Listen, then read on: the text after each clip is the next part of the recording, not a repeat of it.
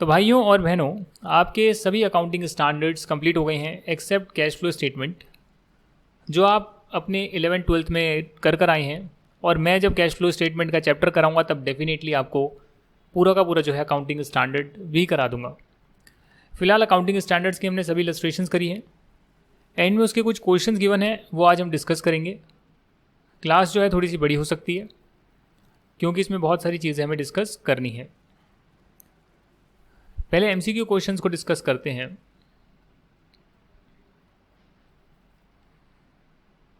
आराम आराम से करिएगा, बहुत लंबा जाने वाला है भाई आज का क्लास। अगर सभी एक क्लास में करना है तो आधा आज पढ़ना है, आधा अगली क्लास में पढ़ना है, तब तो आपका जल्दी हो जाएगा।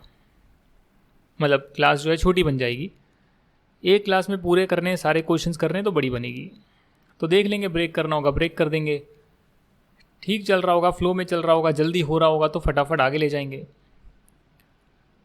इन्वेंट्री में क्या आता है? विच item of inventory is under the scope of AS2? Work in progress under construction contract, इसका अलग स्टैंडर्ड है। कंस्ट्रक्शन कॉन्ट्रैक्ट्स का अलग स्टैंडर्ड है। Contract costing AS7। Share debentures held in stock in trade, ये भी नहीं आता है। बचा रॉ मटेरियल, तो रॉ मटेरियल आता है। रॉ मटेरियल आता है, मतलब तीनों में से बेस्ट ऑप्शन क्या लग रहा है? Raw material. तो रॉ मटेरियल इसका आंसर होगा। AS2 को ध्यान से पढ़ेंगे तो वहां पर इसने एक्सक्लूड किया हुआ है इसे। Crown Limited wants to prepare its cash flow statement. उसने अपना इक्विपमेंट को बेचा है जिसकी बुक वैल्यू है 60,000 और 8,000 का गेन आया है। The amount to be reported in its cash flow statement under operating activities. देखिए, कैश फ्लो स्टेटमेंट अगर आपको थोड़ा थोड़ा याद आ रहा है तो उसमें हम कैश का कितना आदान प्रदान हुआ है पूरे साल में वो दिखाते हैं, और 3 कैटेगरीज में दिखाते हैं। ऑपरेशन से कितना आया, इन्वेस्टिंग से कितना आया, फाइनेंसिंग एक्टिविटी से कितना आया। अगर आपको 12th याद होगी या फाउंडेशन में होगा आपके, जो मुझे पता नहीं फाउंडेशन का तो, बट हाँ 12th में ज़रूर था। तो यहाँ पर बता रहे हैं कि ऑपरेटिंग एक्टिविटीज़ में कितना आएगा अगर आपने इक्विपमेंट्स को बेचा है। तो भैया इक्विपमेंट अगर बेचोगे तो वो आपका इन्वेस्टिंग में आएगा, ऑपरेटिंग में तो नहीं आएगा, क्योंकि खुद के इक्विपमेंट्स को बेचना जो है वो ऑपरेटिंग एक्टिविटी नहीं होता है। तो इसलिए ऑपरेटिंग एक्टिविटी में नहीं लाएगा। ठीक है ना, सिर्फ प्लस माइनस करने का काम नहीं है ना, कॉन्सेप्ट भी लगाने हैं। While preparing cash flow statement, entity को अगर डिविडेंड मिलेगा तो वो फाइनेंसिंग में आएगा। इन्वेस्टमेंट करी है, अच्छा इन्वेस्टिंग में आएगा, फिर और कहाँ आएगा? मैं अभी कुछ भी लिख रहा हूँ है। जब कैश फ्लो स्टेटमेंट बनाएंगे तो डिविडेंड रिसीव हुआ है, इन्वेस्टमेंट करी थी तो इन्वेस्टिंग में ही तो आएगा, और कहाँ आएगा? इसका आंसर आप मैच कर लीजिए। थर्ड का जो है B है, सेकंड का A है, फर्स्ट का B है। तो B, A और B आपका आंसर हो गया है। ज़रा वेरीफाई भी कर लेते हैं। पहले का B, फिर A, फिर B। ठीक है, आगे है AS10 में से क्वेश्चन आ रहा है प्रॉपर्टी प्लांट इक्विपमेंट में। ज़रा बताइएगा, सोचिएगा। Which cost is not included in the carrying amount of an item of PPE? कौन सी कॉस्ट PPE में इंक्लूड नहीं होती है? सोचिए सोचिए सोचिए। आप साइट प्रिपेयर कर रहे हैं, बिल्कुल इंक्लूड होगी। आप प्रिपेयर करेंगे तभी तो वो चीज़ बनाएंगे आप। इंस्टॉल करने तक की कॉस्ट भी आती है, बट रीलोकेशन कॉस्ट नहीं आती। मैंने आपको स्पेसिफिकली लिखवाया था उस अकाउंटिंग स्टैंडर्ड में, अगर आपको याद होगा तो। रीलोकेशन कॉस्ट नहीं आती है। सेम अकाउंटिंग स्टैंडर्ड चल रहा है AS10। एंटरप्राइज ने जो है होल्ड किया है इन्वेस्टमेंट प्रॉपर्टीज। इन्वेस्टमेंट प्रॉपर्टीज में इन्वेस्ट किया है तो उसे प्रॉपर्टी प्लांट इक्विपमेंट में ही शो करते हैं। इन्वेस्ट कर रख दिया, बाद में बेचेंगे, बाद में बेच देंगे, बट अभी आपने इन्वेस्ट करके रख दिया है तो उसे आप कॉस्ट पर ही तो वैल्यू करेंगे। सिंपल सा फंडा है, इसमें तो कुछ दिमाग लगाने वाली चीज़ है नहीं।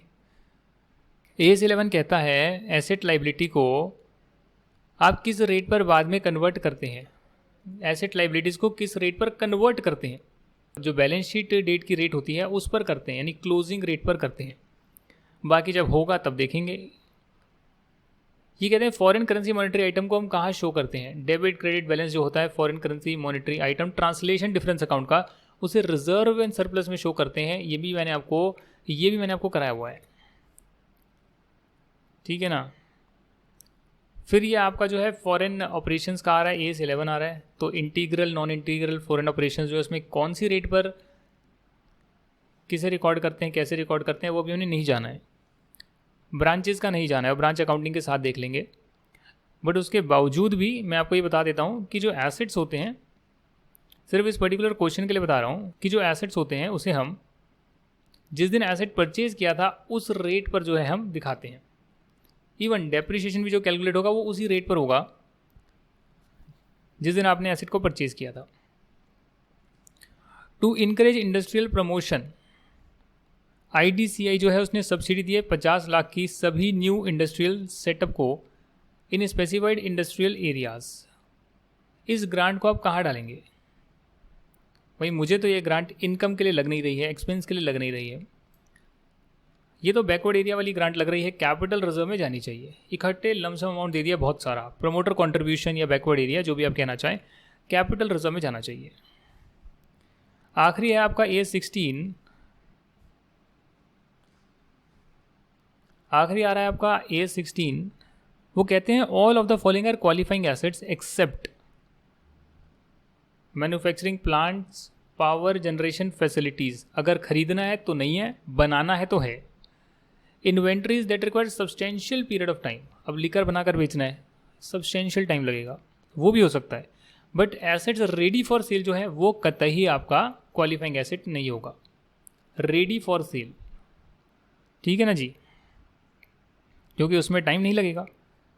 तो आपका ऑप्शन है 4 का BCCBC। BCCBC चेक कर लेते हैं ज़रा। BCCBC 8वें का C है, 7th का B है,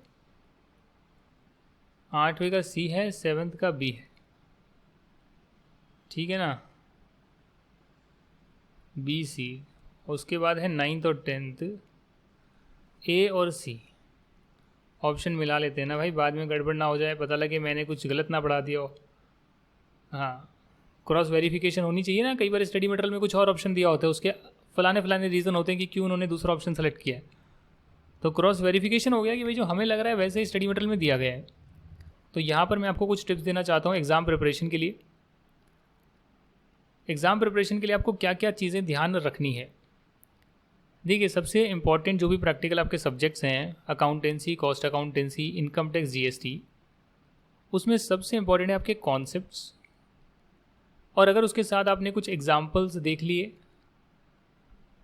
एक एग्जाम्पल देख लिया है, एक क्वेश्चन देख लिया, यानी कि आपको कॉन्सेप्ट समझ में आ गया है। जैसे मेरी इनकम टैक्स जो है उसकी मैंने हैंड रिटन नोट्स दिए हैं आपको, GST में मैंने ई-बुक दी है,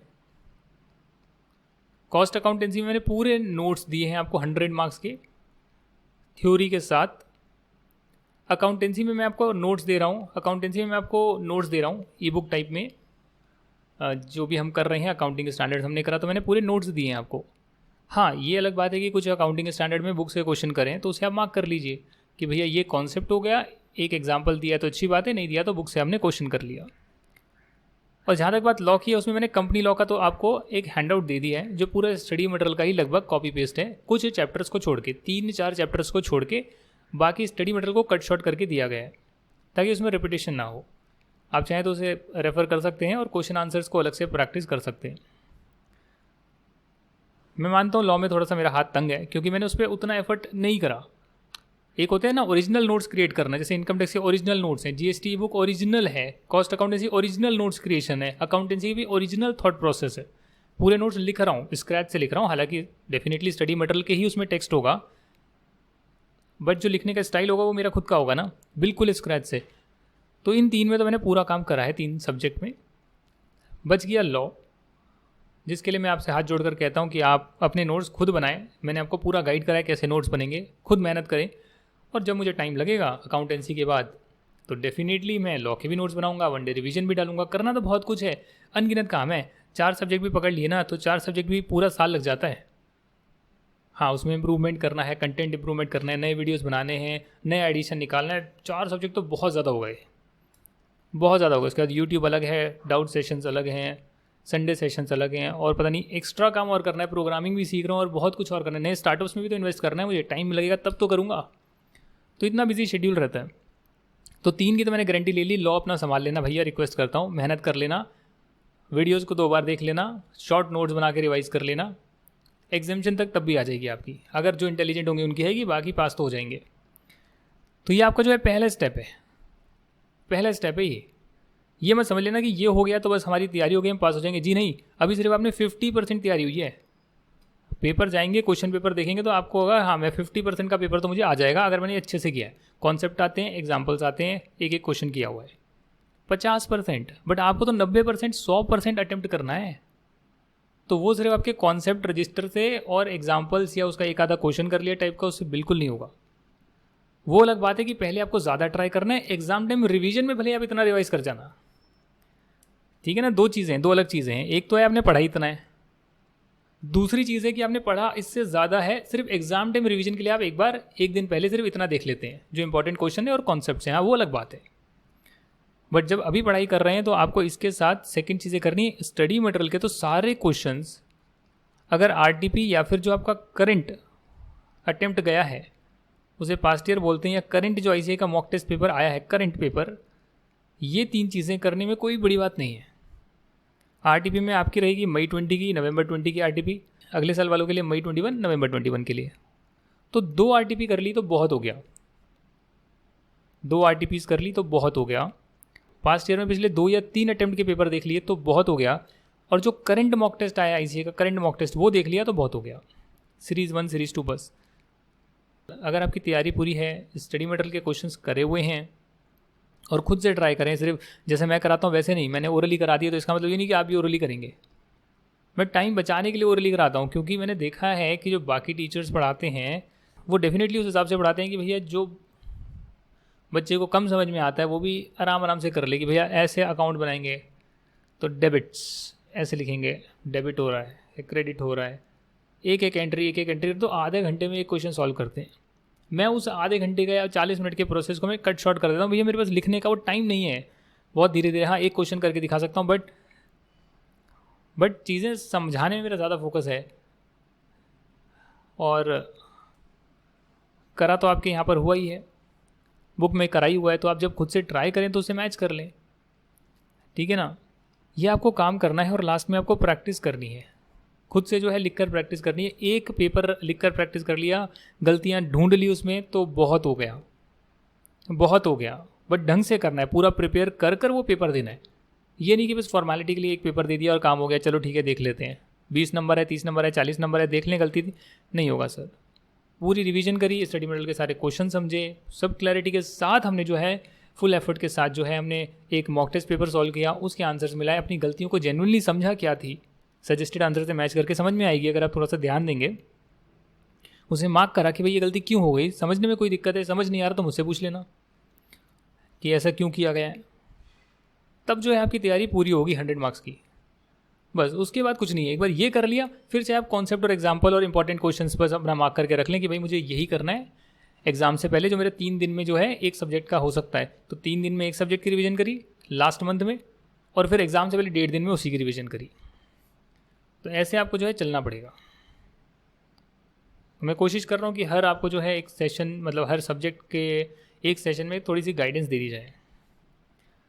अब यहाँ कुछ थियोरेटिकल क्वेश्चंस आए हैं जिसका कोई भी मतलब नहीं है करवाने का, क्योंकि अकाउंटेंसी में अगर मान लेते हैं 100 में से एक थ्योरी आ भी गया, जो कि कभी आता भी नहीं है, फिर भी आ गया तो बहुत ही रेयर चांस से आएगा, बहुत ही रेयर चांस है 4 नंबर का क्वेश्चन आ जाएगा। 96 नंबर जो है प्रैक्टिकल होता है, कॉस्टिंग में भी 80 मार्क्स जो है प्रैक्टिकल होता है, 80+।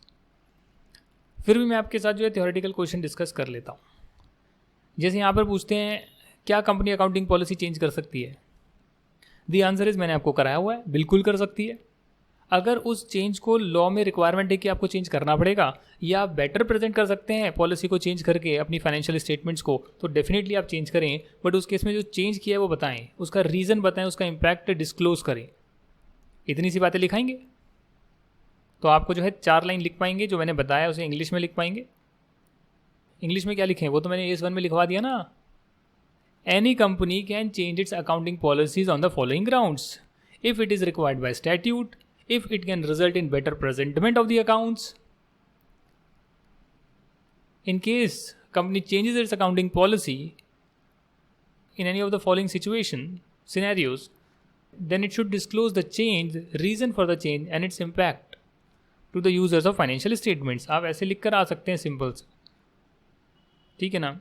कैश फ्लो स्टेटमेंट के मेन फीचर्स क्या हैं वो अभी तो हम डिस्कस नहीं कर सकते, बट हाँ उसमें आप जो है एंटिटी का कितना कैश का आदान प्रदान हुआ, अलग अलग एक्टिविटीज़ से, ऑपरेटिंग, इन्वेस्टिंग, फाइनेंसिंग एक्टिविटी से कितना हुआ, वो अलग अलग आप शो करते हैं, ठीक है ना। इन्वेंट्री की कॉस्ट में आप कौन से आइटम्स को एक्सक्लूड करते हैं, नहीं पार्टिसिपेट कराते, तो भैया जो आपका सेलिंग का खर्चा होगा वो तो आप इन्वेंट्री कॉस्ट में नहीं डालेंगे, अब नॉर्मल खर्चे को भी नहीं डालेंगे, तो वो सब चीज़ें आप लिखाइएगा। एडमिन, सेलिंग और एबनॉर्मल खर्चा जो है वो सब आप इन्वेंट्री की कॉस्ट में नहीं डालते, तो उसे आप इन्वेंट्री कॉस्ट में नहीं डालते। फंडामेंटल अकाउंटिंग एजम्पशंस आपको पता है, गोइंग कंसर्न, एंटिटी आजीवन काल तक चलने वाली है ऐसा मानकर हम अकाउंटिंग कर रहे हैं। कंसिस्टेंटली जो है चीज़ें फॉलो करी जा रही है वही आगे भी अप्लाई करी जाएगी, और एक्रूअल कॉन्सेप्ट फॉलो किया जा रहा है। अगर ये पॉलिसीज फॉलो हो रही है तो डिस्क्लोज करने की ज़रूरत नहीं है, बट अगर फॉलो नहीं करी जा रही तो डिस्क्लोजर जाएगा। अकाउंटिंग स्टैंडर्ड्स क्या डील करते हैं इशूज़, वो डाइवर्स आपकी अकाउंटिंग प्रैक्टिसेस है उसको स्टैंडर्डाइज करने के लिए जो है अकाउंटिंग स्टैंडर्ड्स काम करते हैं। क्राइटेरिया बताना है लेवल 1 लेवल 2 एंटिटी का, जो हमने लास्ट क्लास में करा है, नोट्स में दे रखा है, सेम लिखाना, टर्नओवर वाला लिखाना। बताओ मॉनेटरी आइटम क्या होते हैं AS11 के हिसाब से, इनमें से क्या मॉनेटरी आइटम होंगे।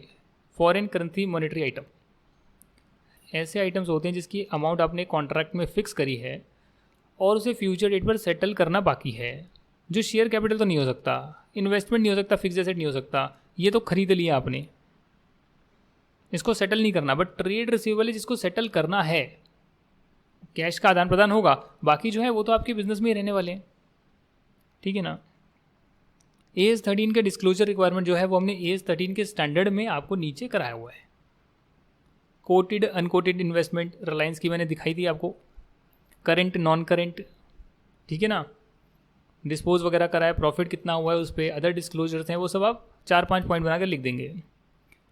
कैपिटलाइजेशन जो है बोरोइंग कॉस्ट का कब जो है बंद होगा, सीज करेगा, जब एसेट कंप्लीट हो जाएगा उसका कंस्ट्रक्शन, भले ही जो है थोड़ा बहुत एडमिन वर्क रहता हो बट सब्सटेंशियली कंप्लीट हो गया है, तो उसके बाद जो है हम बोरोइंग कॉस्ट को एसेट की कॉस्ट में डालना बंद कर देंगे, इंटरेस्ट कॉस्ट को एसेट की कॉस्ट में डालना बंद कर देंगे। और जहाँ पर कई सारे पार्ट्स हैं, तो अगर एक पार्ट कंप्लीट हो गया तो उस पार्ट पर जो खर्चा लगा है और उसका जो इंटरेस्ट जा रहा है तो वो डालना हम बंद कर देंगे उस एसेट की कॉस्ट में जो पार्ट कंप्लीट हो गया है उसका, बाकी जो चल रहा है वो डालते रहेंगे। प्रोवाइडेड जो पार्ट है उसे आप इंडिपेंडेंटली जो है यूज़ कर सकते हैं। ये मैंने आपको सब कराया है, जो भी मैं बता रहा हूँ वो सब हमने ऑलरेडी क्लास में डिस्कस करा है। जो वीडियोस मैंने आपको दिए हैं वो आप 2 बार तो आराम से देख सकते हैं, ज़्यादा की ज़रूरत तो मुझे बता देना, देख लेंगे, ज़्यादा की एक्सेस आपको दिलवा देंगे ज़रूरत पड़ेगी तो, बट आराम से आप 2 बार तो तसल्ली से देखें मेरे वीडियोज़, क्योंकि मैं वीडियोज़ में बहुत चीज़ें बता देता हूँ आपको एक वीडियो में, बहुत धीरे धीरे नहीं कराता, जल्दी कराता हूँ, कम टाइम के वीडियोज़ बनाता हूँ।